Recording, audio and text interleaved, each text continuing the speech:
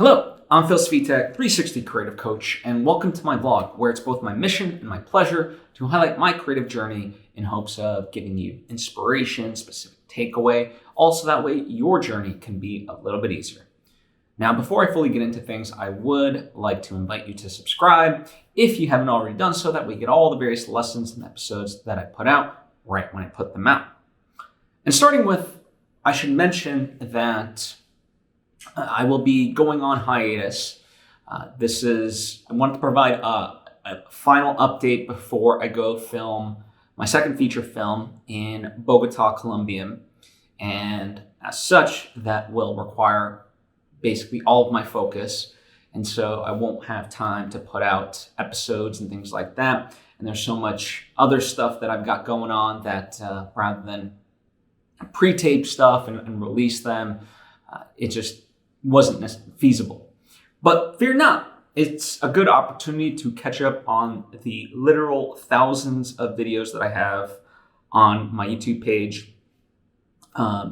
If you want to listen on audio form, of course, the episodes are available as audio podcasts on the major platforms such as Apple Podcasts, Google Podcasts, Spotify, Anchor, and so forth. So it's all there for you, right? So use that as an opportunity.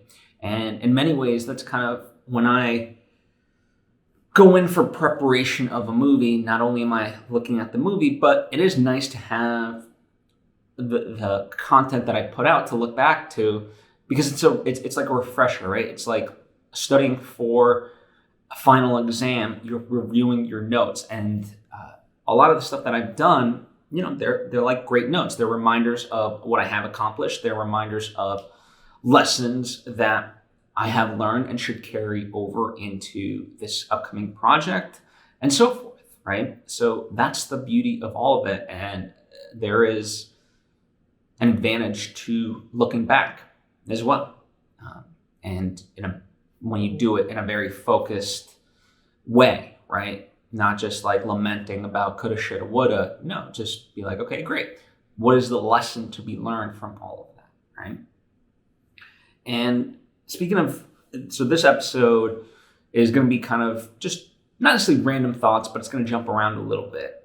One of the interesting parts to me is, as I look to Colombia and so forth, when like the whole world just seems to align and like you once you're like paying attention to something and you're tuned to it, you see signs of it everywhere. So what I mean is there's a show that I work on called Yoga Girl Conversations from the Heart as part of my job. And, in a recent episode that I edited that was released, she talked about Colombia and how beautiful Colombia is as a country and so forth, and how it gets a bad rap in terms of, the violence and so forth, when it's actually, primarily a peaceful country and very beautiful and so forth. And, this is a person in my life that I know, that I interact with. And, so it's like, oh, cool. It's just obviously coincidental. It's not like her and I have talked about like, hey, you ever been to Colombia? Actually, I have, Phil. It wasn't like that. It was just her spur of the moment within her show talking about it, right? But then whenever I bring up the idea of Colombia and that I'm going there to other people, it's always like, oh, my cousin actually just returned from there. In fact, our makeup artist, she was in the northern part of Colombia not too long before she's now returning again. So there's that. And one of my other friends, she was literally just in Bogota, and it's great because through her, I got some recommendations, and as I kind of looked through her Instagram and saw stuff, I got inspiration as well. And so it's just, like I said, I mean, it's coincidence doesn't cause causation. I don't even know what the causation would be, but or correlation rather. But nonetheless, it's not like, that I was looking for anything in particular.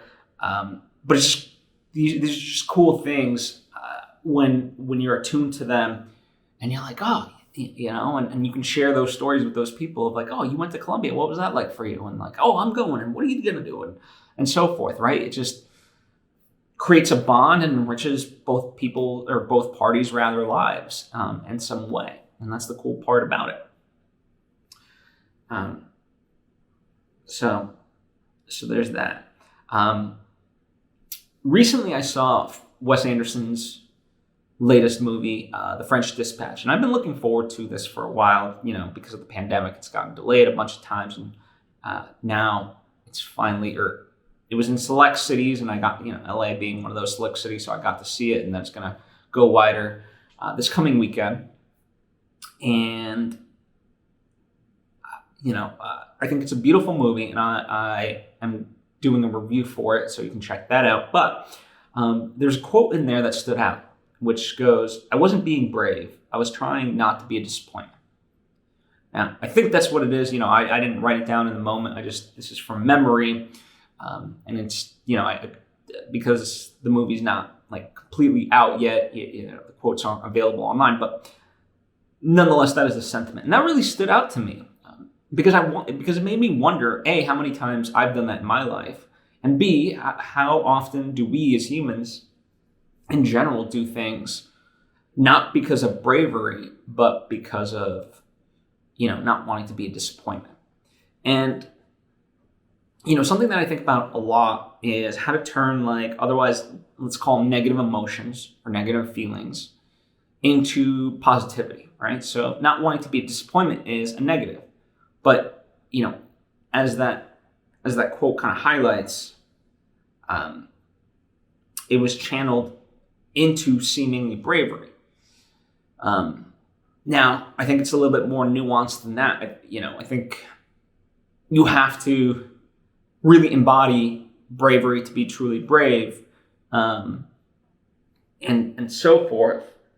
But, the interesting part is, I guess, that you can still get the same result, but it's a lot easier when you approach it from that pure standpoint versus that negative standpoint, right? And so, if you don't want to be a disappointment to somebody, and that's your motivation that spurs you on, certainly it can lead to great things, right? As I won't spoil what it is, but like in The French Dispatch, it certainly was a heroic act.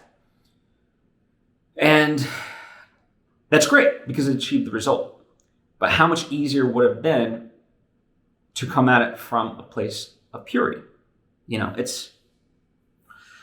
It's similar to, I don't think it's exactly the same, but it's similar to this debate of like art and writing. Do you have to suffer for your art to be a great artist?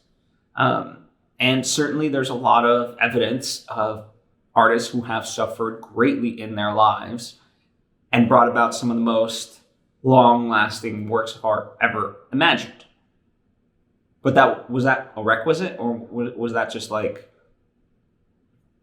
correlation versus causation? So it's interesting, in that way. And I think, for me, I try to aspire to the higher ideal that, no, you don't have to, listen, life's going to throw enough obstacles our way that you and I will have to deal with. So why add to it, right? Don't go seeking it. And that's an interesting part, people like Esther Hicks and Joe Dispenza and so forth bring up the notion of manifestation and the power of thoughts and words and so forth, among other people, right? And, it's interesting. I bring that up also because it all kind of ties together. As before going to Colombia, I always knew that I wanted to do an extended therapy session just to clear anything out of me, so that way going into the film I could be good to go. And it's interesting because never have I gone in and so I do kinesiology, so it's based on body movement, therefore I can't really lie, and I appreciate it because it's not talk therapy, so I can't lie, and I really get to the truth of whatever is ailing me mentally, let's say, for lack of a better term. And also, it's fast. It's really, really rapid fire. And, it's not something that you need to do every week unless there's like stuff going, like really something bad that's happened or so forth. Now like I've done a lot of it at this point. So now I just kind of do a check-in once every 2 months, more if, I might, if something's really bothering me, I might go in for like a tune-up, but overall, I go in and it's like going to the dentist type of thing, like for your 2 annual cleanings, except I do it more often, right? So the point being that never have I gone and not had a charge. A charge is something negative that's weighing me down, for lack of a better term, right? And that's interesting because that shows that I have nothing that's tripping me up at the moment that I went about the movie, life, anything in general. That doesn't mean that things were easy breezy. Certainly I've documented in my vlogs the various obstacles and hurdles that have come up, and there are still going into it. It's not like, all the I's were dotted and the T's crossed. Like there's still work to be done as far as the final prep of the movie before we go into shooting. However, mentally, I wasn't bothered by it. I just saw it as part of the process. And that's a good place to be in. But nonetheless, it's like, this analogy, like, it's almost like, I've been going down this path, let's say like, this corn maze, and I've hacked away everything, and everything's been good, but that doesn't mean the rest of the path is smooth, let's say, right? And so it was great that I went in there, because even though I had nothing that I was carrying in terms of the immediate stuff, I got rid of more junk, let's say, that was weighing me down. So that way, as I move into film in Colombia and just life in general, it's going to be even that much easier, right? I continue to shed the baggage that weighs me down. And that's really what therapy is. It's just unlearning the BS that we picked up along the way. In a simple way, the question that you could ask yourself is, was I born with this? And if not, lose it. So meaning, were you born with jealousy? No? Then lose it. If you were born with it, aka love, then keep it. Right? It sounds silly and oversimplified, but too often we overcomplicate things, and that's really what it comes down to. And so part of it was getting to the root of a lot of things that, have conditioned us, or in this case, me, and, finding out whether it's a positive association or a negative association, and if a negative, how to what's causing it and how to get rid of it, right? And so we did that, and then we moved on to Byron Katie's idea of accepting reality. She says, like, whenever you can't accept reality, you suffer. So, for example, grief is an unacceptance of reality. It sounds harsh, but it is. It's true. And the other aspect was manifesting. And one question that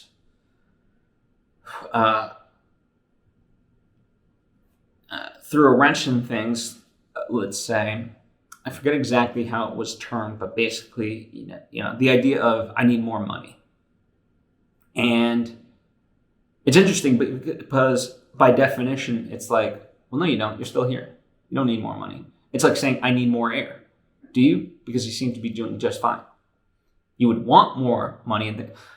And so this all ties together with the idea of, I wasn't being brave. I just didn't want to be a disappointment, because, by putting out this idea that I need more money, it comes from a desperate state. It comes from a negative, insecure spot.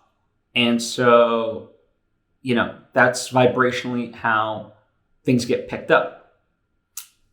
And, conversely, when you come from a place of wealth, regardless of, I'm not talking about like actual financial, but you can mentally consider yourself wealthy, the world changes. Now, okay, so you might argue what a bunch of bullshit that is. Fine. But let me say this. You're out on a date. And, it's your first date, and the person across from you says, "Oh my God, thank God I've met you. I've been looking for someone like you. You are going to be the person that saves me. Thank God I found you. Like, without you, my life isn't complete, and I need you to be whole," and that type of stuff. By the time they finish that sentence, you better be out that damn door. Because A, that's not attractive, and B, that's a recipe for disaster. Whereas if the person is already whole and they're like, yeah, I enjoy X, Y, and Z, and I do this and so forth, right? When you see their passion and they don't need you to complete them, that's where real attraction happens. And this works in all facets of life. We just don't accept it as such, right? And so when you consider yourself wealthy, regardless of how much money you have, there's a different vibration that you put out. When you're sad, people say you're down. They can sense that vibration. Whereas if you're positive and upbeat, you exude energy into the room and it transfers. It really does. I mean, hell, it's why Tony Robbins' seminars really work, because he just explodes energy all over the room. And people pick it up and they're like, dancing, cheering with them for the next 72 hours. So, something to think about. And that's something that in general, I think about often, right? This idea that we focus too much on the negative. And there's so much negative stuff in the world, right?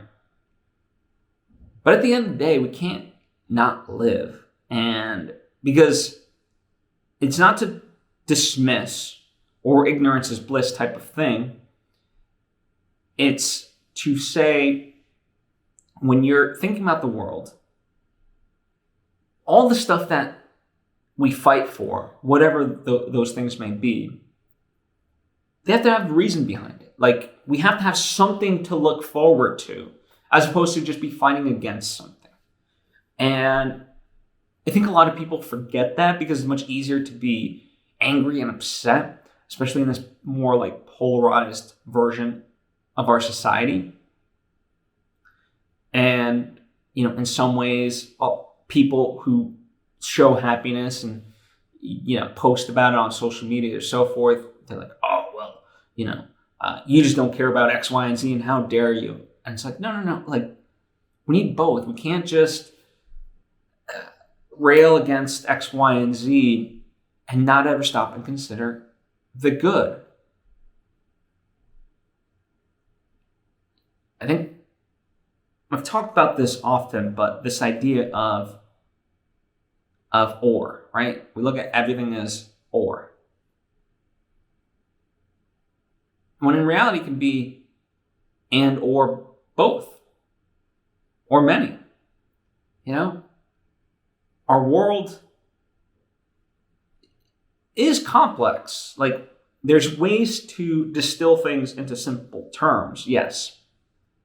But overall, our world is fairly complex in ways that, we'd like to think we can comprehend it, but that's the paradox of life. We can't. Life is a mystery, in a lot of ways. So stop trying to figure everything out and just sometimes accept that two things can be true at the same time. And part of that is, in this sense, yeah, there's a lot of negative in the world. There's a lot of good in the world, and both exist, and you can acknowledge both and partake in both without being a hypocrite. Get your mind around that. I'm trying to. There's a quote in Matrix Reloaded by Morpheus. This is when they're riding the elevator up to see the mirror engine. Actually, sorry, this is them coming down after having seen the Merovingian. And Neo and Trinity are arguing back and forth of like, maybe we didn't do something, or maybe we did something wrong. And Morpheus goes, no, what happened exactly as it was supposed to happen. And they question, well, how do you know? We are still alive. And I think about that in the context of, what is happening in the world in all facets. And like I said, there's many things I would like to right the ship on, whether it's climate change, social inequity, and so forth. But in order for me to do that, I have to see and accept the world as is. And in a strange way, that quote, everything happened as it was supposed to happen. How do you know we're still alive? It just, like, for example, the Trump years, in a lot of ways, I hope, were an eye-opener for people that, that they have to vote, have to be active participants, and that it's not just about the federal elections and so forth, but that it's we have to be an ongoing participant, and especially in your local community, because that's what really makes the biggest impact. And that's not sexy or fun. We like to just pretend, in many ways, we like to have astronomical, rewards. So meaning low energy, but high yield. And that's great if you can find it. But in a lot of ways, things just still require work, and especially if they're worth fighting for. And we need to really consider that and not get away from that. So that's something I think about.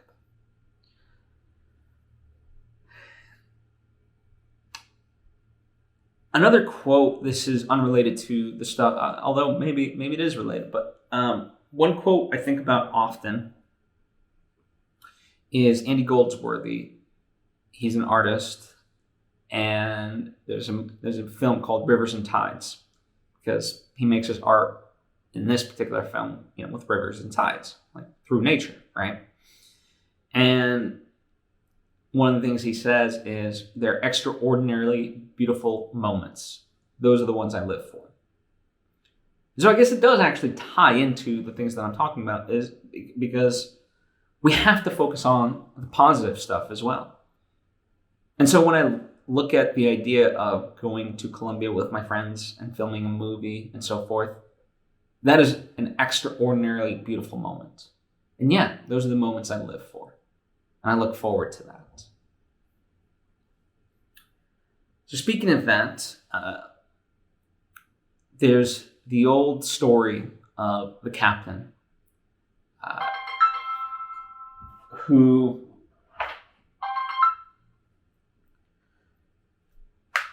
upon landing gave the order to burn the ships. People were confused. Burn the ships. And basically, what he did was that they had only one option: to overtake the island. Right? Now, obviously, that's a loaded kind of metaphor, but nonetheless, the core idea of it does apply in the sense, like, when we go to Colombia, by us going there and being foreigners in this country and not really having like self-service, and just kind of like, we've essentially burned the ships. We have one option. We're here to make the movie, so let's make the movie. And that excites me. It really does. There's another quote that I'm reminded of. It's by a Greek poet. And forgive me, I'm going to butcher the name. Archilochus, I think is how you pronounce it. Apologies if that's not how you do it. But the quote goes from the poet, "We don't rise to the level of our expectations. We fall to the level of our training." And that is so true.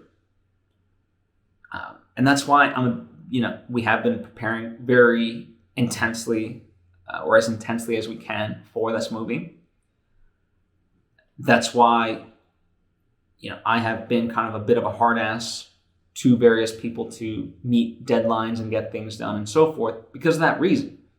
Because, an adjacent quote to this is, failing to prepare is preparing to fail, right?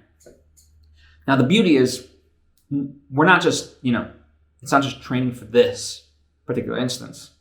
This is the culmination of years of everyone's work ethic, whatever they may be. So, for example, Edgar, he's an incredible sound designer, sound recordist, and so forth. And so, he's been doing that for a number of years. So it's not just like, all of a sudden he picked it up and now we're going to do it. The actors have been training for a large part of their lives in both unofficial and official ways to get to this point.